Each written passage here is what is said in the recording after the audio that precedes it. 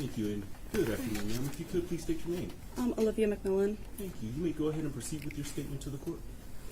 I've thought about what I might say for almost 2 years now at the time of writing this statement. I don't think I could ever put into words or will ever be able to put into words the emotions I've gone through since that cold, icy day of November 30th. Desperation, numbness, guilt, fear, grief, loss, anger, hopelessness, yearning, the list goes on. I don't even know where to start or how to start. Since 2018, at the young age of 13, I've feared school shootings. I observed the harsh realities of the Parkland shooting through Snapchat videos taken in classrooms as they were surrounded by their dead friends and peers. I was so fearful of this happening to myself, my friends, my classmates. I had vivid nightmares, took the drills and lessons in schools about what to do in these situations very seriously. I always knew where the nearest exit was, in a new room, building, choosing my seat carefully, and paying attention to who was around me in public. This was all before. But I entered high school, a new environment, new friends, new classes. Everyone talks about how wonderful high school is supposed to be, how it's supposed to be some of the most pivotal moments of your young life. I was lucky enough to make some friends who truly made it feel like these were the moments you live for. Justin Shilling was one of those friends. I've known Justin since the beginning of middle school. We rode the same bus. He was the last stop in the morning and the first stop in the afternoon. He had a big smile with these round cheeks and crooked teeth. We weren't anything more than acquaintances at the time. We had mutual friends, probably talked here and there on the bus, but there was nothing more than that. It wasn't until the beginning of our freshman year that a friendship started to flourish. He still had the same big smile and crooked teeth. He was such a light to be around, always doing something to make you laugh, wishing you good luck on whatever sporting event you had going on, helping you with your homework, asking you about your day, the list goes on. I've been friends with Justin for well over 5 years now, and words will never be able to describe him. I can say how charming, funny, sarcastic, encouraging, and wise beyond his years he is, but these words only demonstrate an inkling of Justin and who he is. I had just walked into my AP statistics class around 12:49-ish. I remember I sat down, texting one of my friends, playfully complaining about one of our other friends that I had just seen in the hallway. Right then, my class heard shots. I looked directly at my teacher, and my brain was telling me it was a senior prank. Someone was slamming or banging on the lockers. It was something along those lines. My teacher was closing the door because she didn't want to deal with whatever prank was going on outside in the hallway. It was far from a prank. I don't know when my brain flipped and knew that I was in danger and began to move desks, tables, chairs, filing cabinets to barricade the door. I don't know when my brain told me to get someone to hand me my big metal water bottle just in case we needed to fight. I don't know when my brain told me to text my parents. And I don't know when my brain told me to text the group chat with 3 of my other best friends in it. But I did. I wanted to make sure they were okay. Justin was in that group chat.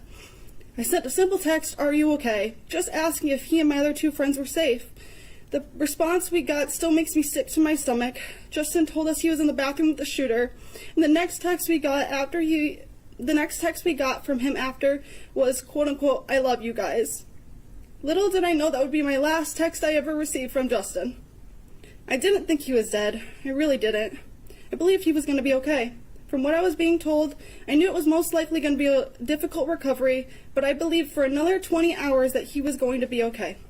I was planning on going to the hospital in a few days to visit Justin, hang out with him, and help him through this, just as he's always helped me with whatever I needed and whatever I was going through. The night after the shooting, I was sat in my room alone. There wasn't a future that didn't have Justin in it. He was going to get better, and he was going to continue to tease me. He was going to go to prom with us. He was going to graduate and walk across the stage, probably brag about all his honors and rewards that he was going to get. We were going to celebrate it. He was going to be there for our last summer before college, swimming, bowling, having bonfires, taking film photos, and then after that experiencing college and making years of memories. From the day I met Justin, I knew I wanted to be his friend, and as I got to know him, he became more than just a friend. He became family. I knew he was going to be in my life for years to come. I just didn't know it was only going to be as a memory.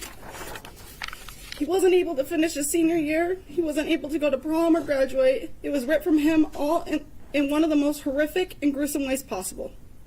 I dream of what could have been.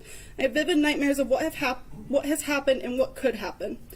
If myself and my classmates were gunned down in our high school, what makes that any different from going to a grocery store or on the street or a coffee shop or a restaurant? There isn't a difference. I don't trust people anymore.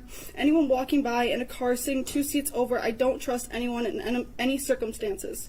Noises, I wonder if it was a car. Why are there so many sirens? Was that a gunshot or just a bang of the dumpster, the crash of metal, or maybe a pop of an old banged up car driving by? Or at least that's what I hope. I try to lay down at night and escape the real world, but I can't. It's almost worse as I try to fall asleep. Sleep paralysis haunts my nights. All my fears and anxieties I've been pushed down throughout the day come full force in the most nights, paralyzing me in fear, not allowing me to sleep peacefully. Peacefulness never comes. I believe that the defendant should be given the maximum sentence, life without parole. I never want to see the defendant or hear about the defendant ever again. The defendant took the lives of Hannah St. Juliana, Tate Meir, Madison Baldwin, and my best friend Justin Shilling. And they will never be able to experience the world, so why should the defendant? Now I only have memories of Justin because of the defendant's actions, and I would like to share one. For those who have known Justin, knew that he gave the best advice, even when you didn't ask for it sometimes. While I struggle to remember every piece of advice he's ever given me over the years, I wanted to share this one.